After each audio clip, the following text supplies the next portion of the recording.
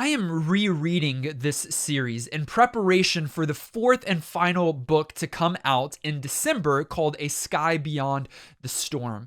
And let me just clarify that this series is brutal in all of the best ways.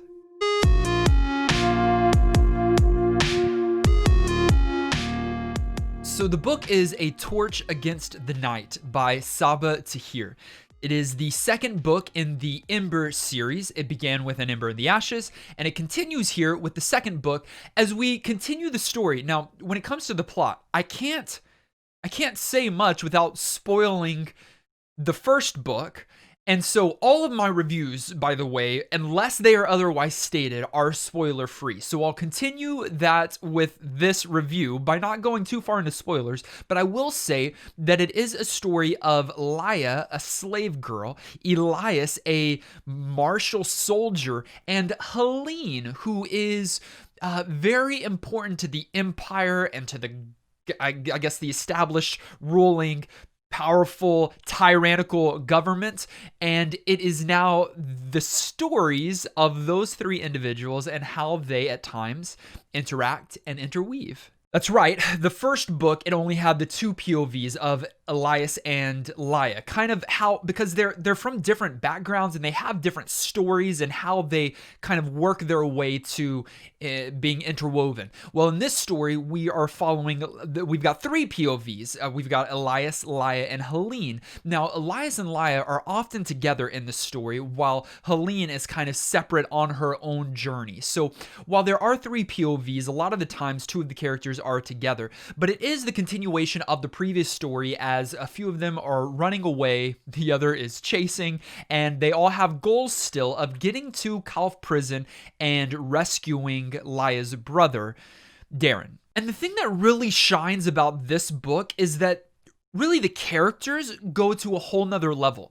Not only the established characters that we love, right? We get a lot of evolution when it comes to Laia. We get a lot of evolution when it comes to the cook, for example. A lot of evolution when it comes to my favorite character still. I don't know if anyone loves this character as much as I do. And there is obvious reason to hate her. But Helene Aquila is my favorite character in the entire series thus far.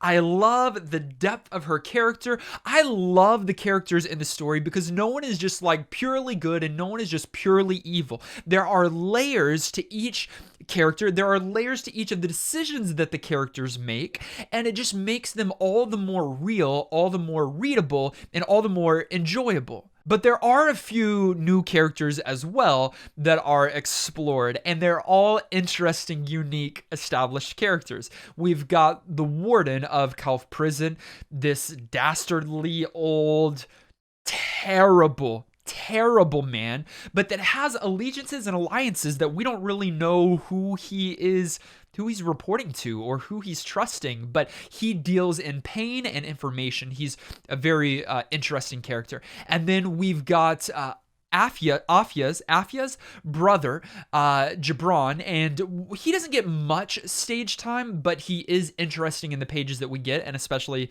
the slight romance that begins with him and another character. And then also, we also get a new character that is more fleshed out here, first introduced in An Ember in the Ashes, but really gets a lot more stage time here, and that is the Nightbringer himself. While I still believe that this book is slower than the first book and there's a lot of traveling, it really is, and I've heard people use this as a complaint, this really is a traveling story. At the beginning, we start in one location, and for the majority of the story until kind of the final part, maybe the final, 50, 100 pages, we are finally at our location, but we are traveling throughout there. A lot happens during those traveling sequences. So it's not just like we're walking from this place to the next. No, there's key scenes that happen on the way and at certain locations, but it is much slower than the first book. That being said, Sabaa continues with her beautiful prose. She's even better of a writer as she moves into her second book here. Her characters, as I've already discussed, are kind of the highlight of the story for me. They're the most entertaining, engaging, real characters, and I really enjoy so many of them, and hate some of the others, not because of how she's writing them, but because they exist in this world to do bad things to the people that we love and care about.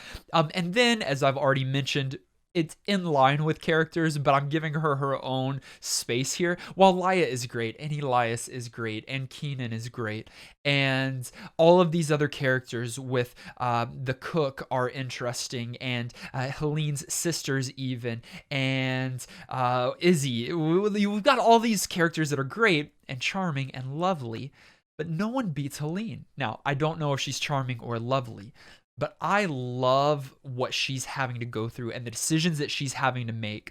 Again, if you don't know the story yet, I would thoroughly encourage you to not only pick up A Torch Against the Night, the book that I'm talking about now, but pick up its prequel, its predecessor in An Ember in the Ashes, and then pick up the rest of the series. I have been reading this again as I'm preparing to be ready to read the fourth and final book in the saga that comes out really in just a short time.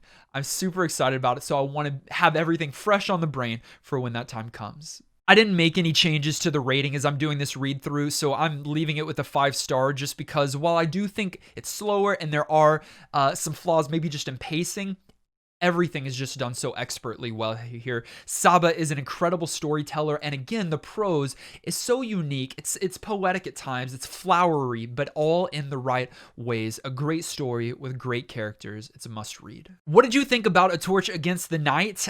Is this your favorite or least favorite of the series so far? And who is your favorite character? And does anyone love Helene as much as I do? Please, let's talk about it in the comments down below. And as always, thank you so much for watching and liking this video. If you haven't yet, click subscribe and join the Dragon Army, and we'll see you in the next one.